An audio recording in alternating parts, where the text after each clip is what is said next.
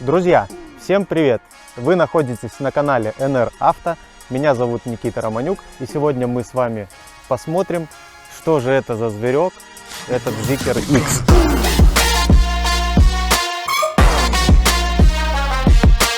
Почему зверек?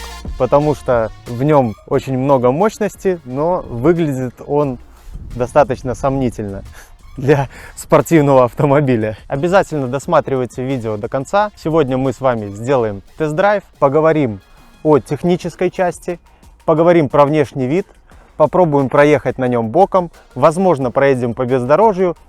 В общем, немного покатаемся и поговорим про эту машину. Данный автомобиль, судя по цвету, приехал к нам из Германии. Покупали мы его из-под такси, но пригнали этот автомобиль из Китая для нашего клиента из Минска. Мы доставляем автомобили в Беларусь, в Россию, в Казахстан. Поэтому, если вы заинтересованы в покупке, то пишите нам в Telegram. Ссылочки мы оставим внизу. Давайте пробежимся по характеристикам и посмотрим, что же это за зверек. Ведь зверем его не назовешь, потому что внешний вид не позволяет.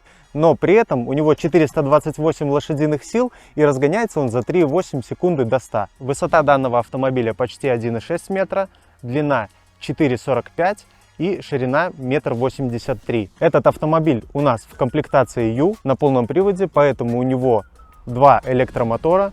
Сзади на 272 лошадиные силы и спереди на 156. Батарея здесь на 66 киловатт-часов, что позволяет ему ехать 560 километров. Но зимой точно нет, летом он проезжает где-то 400-450.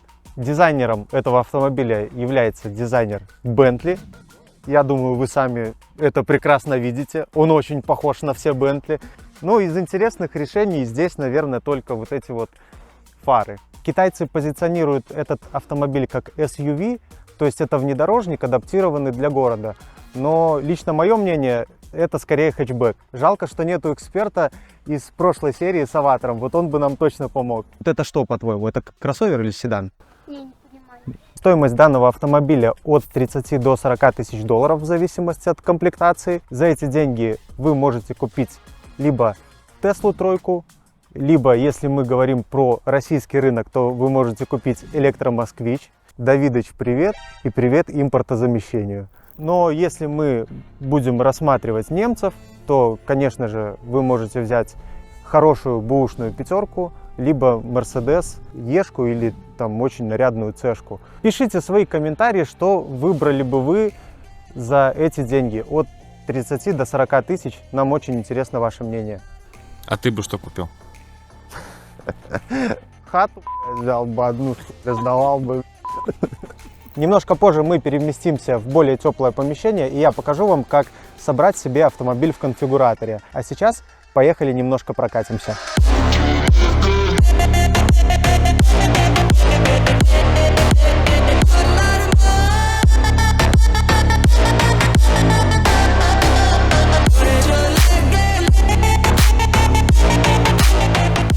Красиво не получается, потому что ее жестко очень раскручивает. То ли резина летняя всему виной, то ли то, что коробки передач нету, ну и как бы тяжело и газом регулировать. И... Ну, короче, вообще, красиво подрифтить не получается. Машина резвая, у нее больше 400 сил, по-другому она ехать не может. Вот смотрите, на педальку нажму, нормально вжимает. 3,8, конечно, мы не разгонимся сегодня, потому что все-таки зима.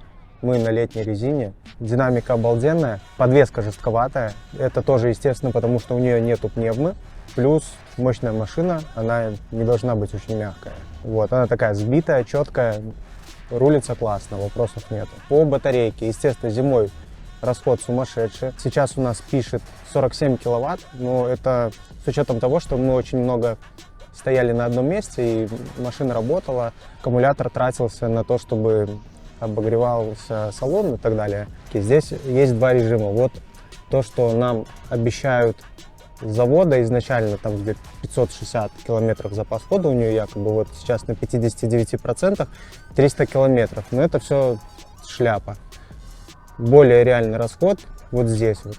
159 километров сейчас показывает. Возможно, на этом заряде она проедет в данных условиях. Но это не точно. Посмотри, какие зеркала безрамочные. Очень прикольно смотрится. Здесь есть проекция. Салон достаточно простой, но очень много всяких разных прикольных элементов. Вот. И видно, что они здесь как бы не экономили. Так, по традиции давайте зарядимся. Опа! Быстрая, медленная зарядка. Нам нужна быстрая, конечно же. Берем соответствующий пистолет, сканируем, вставляем и нажимаем начать зарядку. Все, погнали. Получается, за 13 минут мы зарядили 9 киловатт. Примерно за 1,5 часа она зарядится полностью. В чем плюс автомобилей с небольшой батарейкой, как здесь, то что они быстро заряжаются до полного заряда. И отдали мы 4,7 рубля, это где-то $1,5. Открывается машина либо с приложения, либо с ключа. Ключик вот такой вот интересный, он идет в цвет автомобиля. Ключ у меня просто лежит в кармане, ничего не нажимаем. Она говорит: здравствуй, Никитос. И все, заходишь, подходишь, кнопочку нажал, дверь открылась. Эта версия у нас с автоматическими дверями. Я в конфигураторе покажу, как выбирать. К этой машине они идут образно в подарок, потому что у Зикера есть скидка 16 тысяч юаней, на них можно набрать допов. Либо 20-е диски, либо двери. В 4-местной версии можно еще холодильник взять. Садимся. Так же, как в 001, можно закрыть на кнопочку, можно нажать просто на педаль. Дверь закрывается. Смотрите, какой свет хороший здесь. И еще хотелось бы показать камеры заднего вида, камеры 360. Вот, тоже будет очень полезно. Включаем камеру. Качество вообще офигенное. Вот. Даже в ночное время детализация картинки вообще классная. Мое мнение, несмотря на то, что машина гораздо дешевле, они здесь не экономили на салоне, они здесь не экономили на шумке. Шумка даже где-то, наверное, немножко получше, чем в 001, потому что в 001, когда едешь по асфальту и какие-то мелкие камушки попадаются, то очень сильно слышно. Здесь этого нету, поэтому можно сказать, что здесь шумочка будет получше. Динамика, еще раз повторяю, здесь обалденная. Педальку нажал, реально откидывает. Ну круто, то есть за эти деньги это очень быстрый и комфортный автомобиль. Мы заехали на мойку Black Star. Здесь находится компания, которая делает детейлинг, называется Detailing Pro. Можно приехать, оставить машину, пойти погулять по торговому центру, либо пойти сходить на тренировочку, например. Приезжайте, победителей 85, Black Star.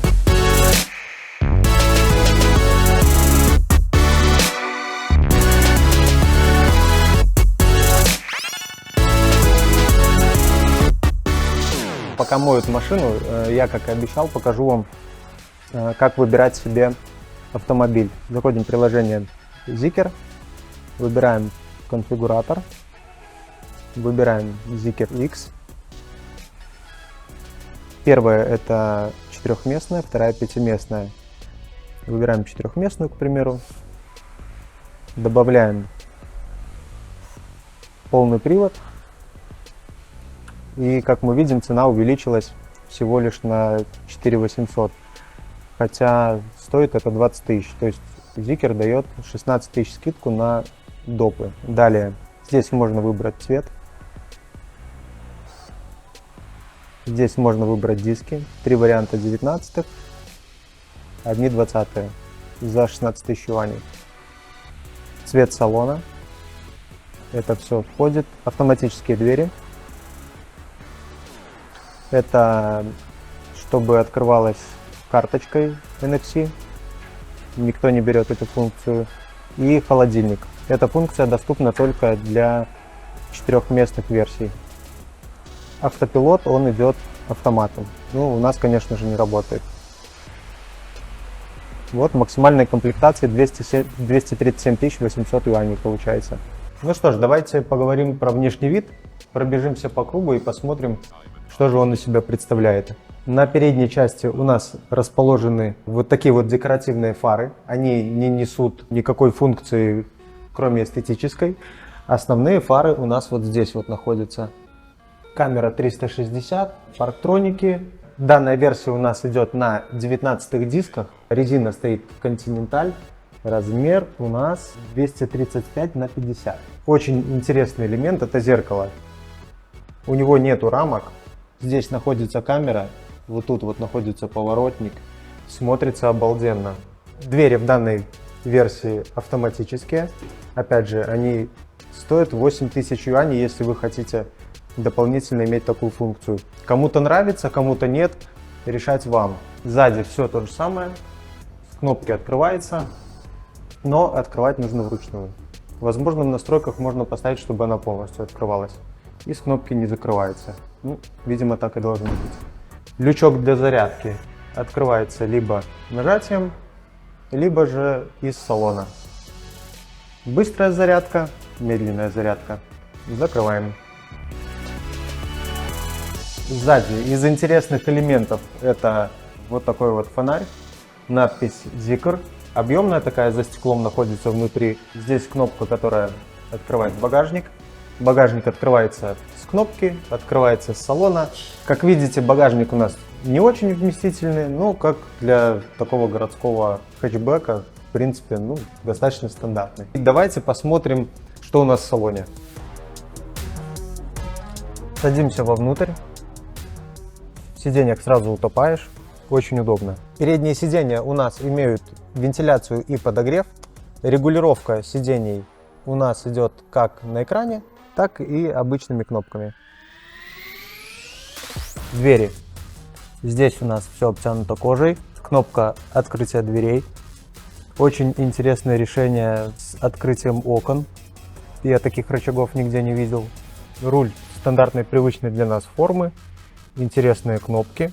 Небольшой дисплей. Все видно, все читается, все классно.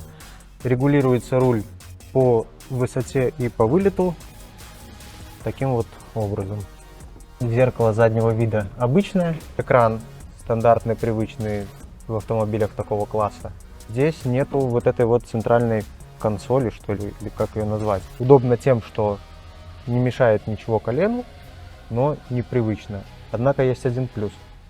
Если, допустим, вы проехали мимо гаишников, вас остановили, а у вас нету прав, и вы очень сильно пьяны, вы просто легким движением пересаживаетесь, и все. И как будто водителя нету, а вы сидите, типа, что, делов не знаю. Подлокотник. В нем у нас находится 50-ваттная быстрая зарядка беспроводная. Телефон туда вставляется вот таким вот образом. Здесь совершенно вот такой вот совсем какой-то маленький отдел. Единственное полезное место это вот здесь. Сюда документы положил, сюда поставил бутылку либо кофе. Вопрос, куда положить телефон? Здесь, если он лежит на зарядке, в этот карман, ну такой себе, тоже кинул, едешь. Опять же, ничего не видно. Сделано все для того, чтобы ты не отвлекался. И, кстати, когда едешь и смотришь в телефон, она постоянно пищит и ругается на тебя, что ты отвлекаешься. Зато здесь есть два Type-C разъема для быстрой зарядки. И вот такое вот интересное решение, крючок, якобы для сумки. Но опять же, ну как сюда что повесить? У нас нету бардачка, у нас здесь ничего нету, куда нам складывать всякое барахло. Этот карман не очень удобный, ну вот этот, да, куда ни шло. Здесь тоже, абы что, подсветка, ничего не нажимается, ничего не регулируется. Здесь подсветка регулируется. Можно теплый, можно холодный. Аварийка, СОС. Самое интересное это вот этот вот кармашек для очков. 13 спикеров Yamaha. Спикеры это что? Динамики. Нельзя говорить спикеры. Спикер это динамик по-английски. Я вот для тебя специально, для... Так, давай. Вот, переводчик. Динамик. Это спикер. 13 спикеров Yamaha. Все. Слушай, ну по факту звук да? Да, звук классно. А какой может быть звук в машине за 30 и выше тысяч долларов? Он по умолчанию должен быть хороший, я так считаю. С пассажирской стороны идет ручка бархатистая. Пассажира в этой машине не очень уважают, поэтому ему вместо футляра для очков приделали ручку, чтобы он держался, когда его вжимает в сидуху. Крыша панорамная, затемненная, не газовая, то есть регулировки затемнения здесь нету. Сзади у нас для моего роста, с учетом того, что спереди сидит такой же человек, как и я, 1,75 м, места предостаточно. Но если водитель будет повыше, то, возможно, у пассажира коленки будут упираться. Сверху места более чем, то есть машина достаточно высокая. У пассажира, в отличие от водителя, есть динамик или спикер. Кнопка открытия дверей, потому что на кнопку мы их можем приоткрыть и рукой дотолкать. На сиденье водителя здесь пластик, металлическая вставка и вот такой вот косой карман. Почему косой, непонятно. Type-C, USB, это скорее всего как раз таки для пассажира сделано. Сюда можно положить телефон. Обдув только здесь, сбоку, с двух сторон. Никак не регулируется. Эта версия пятиместная. Есть версия четырехместная с двумя ковшами, такими как спереди. Тут у нас подлокотник, иди сюда, с подстаканниками. Пятый человек тут садится, в принципе, как барин практически. То есть пятером на этой машине можно перемещаться. Подсветка сенсорная. Тачка классная за свои деньги. Дизайн на любителя. Опять же, можете написать в комментариях, нравится вам или не нравится этот автомобиль. Ставьте лайки, подписывайтесь на YouTube канал, на наш Telegram и пишите в комментариях, что бы вы хотели увидеть еще, а также смотрите наши предыдущие ролики. Всем пока!